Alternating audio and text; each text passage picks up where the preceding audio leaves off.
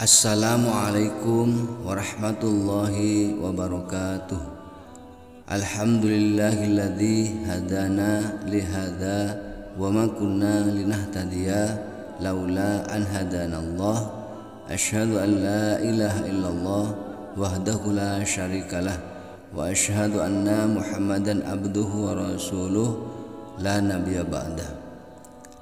Sahabat beriman yang dirahmati Allah, syukur alhamdulillah kita masih bisa berjumpa lagi di channel ini.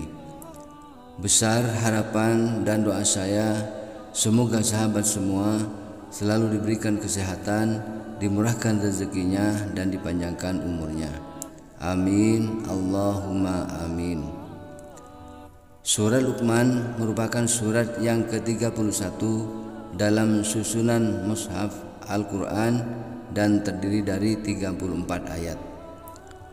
Surat ini dinamakan surat Luqman karena ada sejumlah alasan di baliknya, sebagaimana dikutip dalam buku Tadabbur Al-Quran, menyelami makna Al-Quran dari Al-Fatihah sampai An-Nas, karya Syekh Adil Muhammad Khalil. Surat ini dinamakan dengan Luqman karena menyangkut kisah Luqman dan sifatnya yang penuh hikmah. Begitu pula menyebutkan beberapa nasihat yang ia wariskan kepada anaknya, tulis Syekh Adil Muhammad Khalil dalam bukunya tersebut. Nama Luqman Al-Hakim dalam Al-Quran disebut sebanyak 2 kali. Keduanya terdapat dalam surat Luqman ayat 12 hingga 13. Dan sesungguhnya telah kami berikan hikmah kepada Luqman, yaitu bersyukurlah kepada Allah, dan barang siapa bersyukur kepada Allah, maka sesungguhnya dia bersyukur untuk dirinya sendiri, dan barang siapa tidak bersyukur atau kufur, maka sesungguhnya Allah Maha Kaya, Maha Terpuji. Dan ingatlah ketika Luqman berkata kepada anaknya ketika dia memberi pelajaran kepadanya, "Wahai anakku, janganlah engkau mempersekutukan Allah. Sesungguhnya mempersekutukan Allah adalah benar-benar kezaliman yang besar."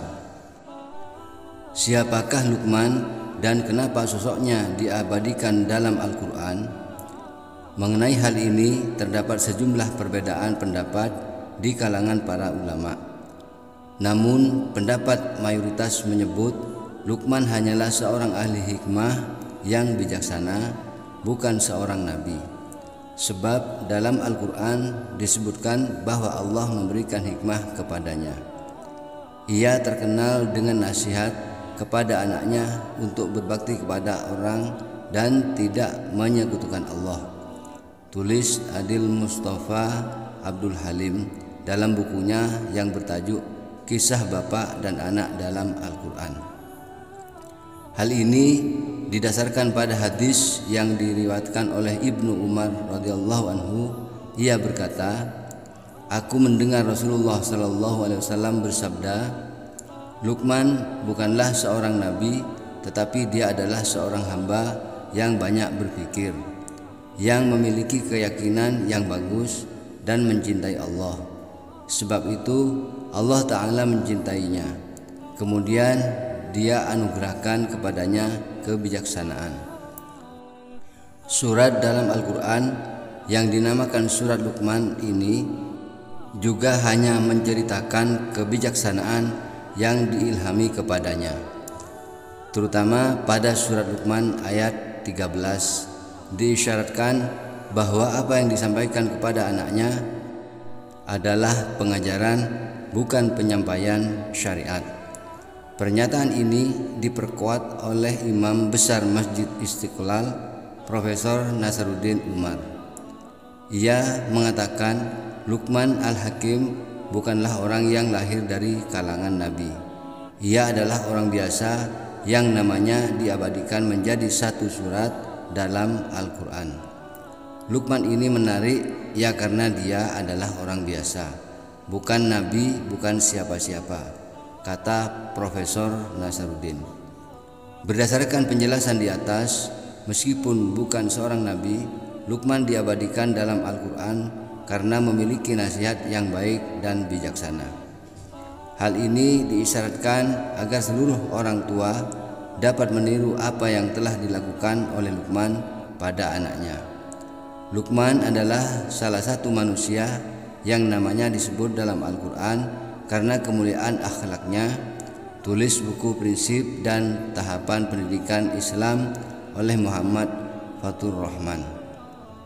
Karena itu, surat Luqman dalam Al-Quran dinamakan demikian bukan tanpa alasan, melainkan sebagai salah satu usaha Allah Subhanahu wa Ta'ala dalam memberikan sosok figur pendidikan Islam terkait bagaimana seharusnya para orang tua mendidik anaknya.